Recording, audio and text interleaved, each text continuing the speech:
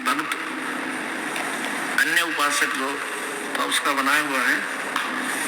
फिर भी कथा कहानी जिसने भी जो जिस सूत्र की भक्ति कर रहा है, प्रेरणा इन्हीं महापुरुषों से मिलती है जिन्होंने परमात्मा पाने के लिए समर्पण किया। और परमात्मा उन्हीं को मिला है जिन्होंने तन मन शीश उस परमात्मा को तन मन धन सब तेरा और तेरा तुझको अर्पण के लागे मेरा।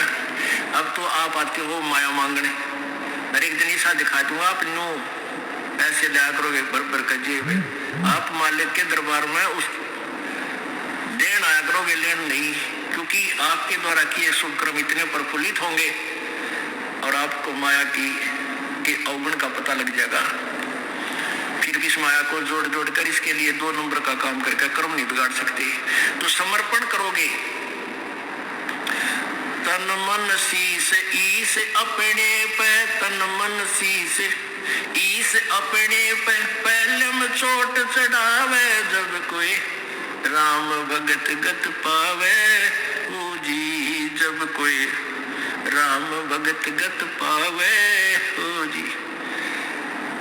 कहने का सारी कुछ प्रक्रिया आपको समझाने के लिए बताई गई है कि आप इस मार्ग पर लगो, उसी दिन से आप समर्पण कर दो, या इस नाम को लो मत, इसको समझो। पहले हमने पुस्तक बना रखी, वो ले जाओ, बार बार उनको पढ़ो अच्छी तरह, उनको ज्ञान को समझ कर आओ, नाम लो। सतनाम तो तब तक मत लेना जब तक आप इस ज्ञान को पक्का दृढ़ नहीं समझ चुके हो, इसलिए हम लेट करते हैं। अब प्रथम नाम ले लिया, थोड़ा बहुत खंड वंड हो गया तो चलेगा, और सतनाम लिए पासे फिर भी तुम गड़बड़ करते रहते हो, तो उतना लेट हो जाओगा। लाभ आपको मिले तोगा, क्योंकि फिर शुरू करवाएंगे, फिर स्टार्ट होगा। तो इतना आप डगमग होकर के विचलित भी हो सकते हो कि नाम हमारा लाभ नहीं हो रहा। लाभ इसलिए नहीं हो रहा कि आप अन्य मर्यादाएं नहीं निभा रहे जो निभानी जरूरी थी। तो उन सबसे पहले उनको निभाओ, दृढ़। एक दवाई देता है वैद, वो ये कहा करता है भाई दवाई से ज्यादा परहेज करना काम करेगा। अब जैसे शुगर है किसी का, और डॉक्टर कहता है भाई चीनी नहीं खानी, तो डॉक्टर को बॉडी बूझ थोड़ा वैसे कह रहा तू ये चीनी मत खाना, और तो फिर भी चीनी खा रहे हो, फिर कहते डॉक्टर साहब को लाभ तो हुआ नहीं। तो आपके साथ ऐसे बनता है कईयों के साथ कि हम कहते हैं ये पूजा नहीं करनी, इनको त्याग देना, हम जो बताएं यही खाना, यही गोली खाना, हर साल ये दवाई लेना, ये मंत्र जाप करना, और जो पहले तुम करते हो वो नहीं करनी चाहिए।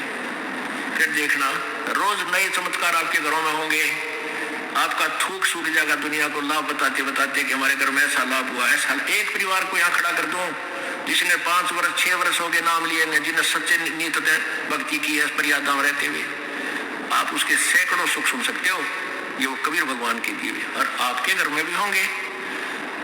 अब परमात्मा कहते हैं, भाई कबीर साहब कहते हैं, जैसे मोती ओस का ऐसी तेरी आवे, गरीबदास करो बंदगी बहुर न ऐसा दाव। ये भी दाव लगे आपका, ये कलयुग का समय, ये वो पीढ़ी पिछली पीढ़ी का समय, आपका मनुष्य जीवन बहन भाई बेटी का। और अब कहते समझा है तो सिर दर पाओ, बहुर नहीं रे ऐसा दाव। ये समय मनुष्य जीवन और ये दास तत्वदर्शी संत परमात्मा कबीर जी का भेजा हुआ, ये सारे नंबर कदे कदे मिला करे, गरीब जो पाछा रह गया, अब भी कोई नहीं पार हुआ तो उसके साथ नालायक नहीं धरती पे। बोलो सतगुरुदेव। परम पिता परमेश्वर सर्वशक्तिमान सर्व सृष्टि रचनहार, बंदी छोड़ कबीर साहब, कबीर देव, अल्लाहू अकबर, ये वो परमेश्वर है जिसने सर्व ब्रह्मांडों की रचना की, जो हम सब का मालिक है, हम सब का वो पिता है।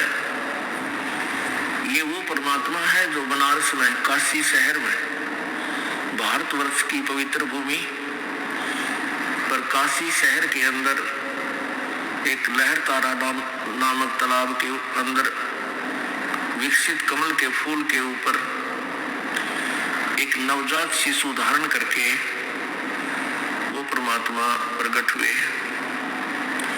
वो परमात्मा अपने सतलोक से चलकर यहाँ आते हैं अपनी प्यारी आत्माओं को, श्रेष्ठ आत्माओं को, दृढ़ भक्तों को आकर मिलते हैं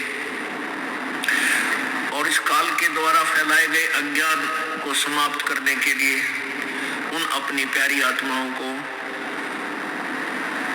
अपने द्वारा रची हुई सृष्टि तथा संपूर्ण आध्यात्मिक तत्व ज्ञान से परिचित कराते हैं। पुण्यात्माओं, परमात्मा प्राप्ति कोई कठिन विषय नहीं है, क्योंकि परमात्मा प्राप्ति के लिए मानव शरीर हो, पूर्ण संत से उपदेश प्राप्त हो और आपकी सच्ची श्रद्धा और सच्ची लगन हो, अपना दैनिक कार्य स्वाभाविक कर्म करते हुए जिसका जैसा भी कोई कार्य है उसको करते करते आप परमात्मा प्राप्ति कर सकते हो। इसमें जो सबसे कठिन कार्य काल भगवान ने बना दिया वो ये है कि परमात्मा को कैसे पहचाने।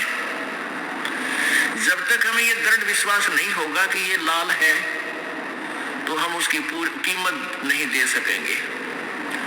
जिसमें हमें ये पक्का विश्वास हो जाएगा कि ये लाल है तो सौदागर उसकी पूरी कीमत देने में आनाकानी नहीं करता। अभी तक हम अपने परमात्मा, अपने मूल मालिक, अपने पिता को नहीं पहचान सके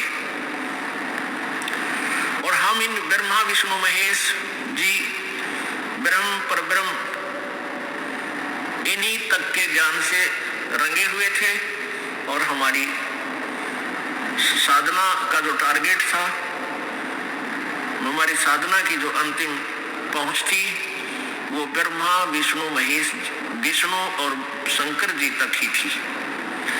ब्रह्मा जी को तो हम दंत कथाओं के आधार से रिजेक्ट किए हुए थे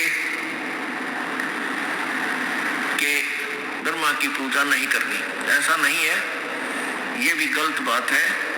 ये तीनों एक जैसे, एक ही सत्र के श्री ब्रह्मा जी, रजगुण श्री ब्रह्मा जी, सतगुण श्री विष्णु जी, तमगुण श्री शिव जी, ये एक ही सत्र के भगवान हैं। इनकी एक जैसी पावर है, इनके विभागों का अंतर है।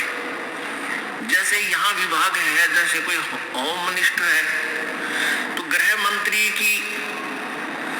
का महत्व ज्यादा है, प्रत्येक व्यक्ति गृह मंत्री को ज्यादा महत्व देता है। और दूसरा कोई वित्त मंत्री है या कोई उद्योग मंत्री है तो उनको ज्यादा महत्व देते हैं। और एक सैर सपाटा मंत्री हो तो उसकी तरफ विशेष ध्यान नहीं होता, वो उसको हम विशेष महत्व नहीं देते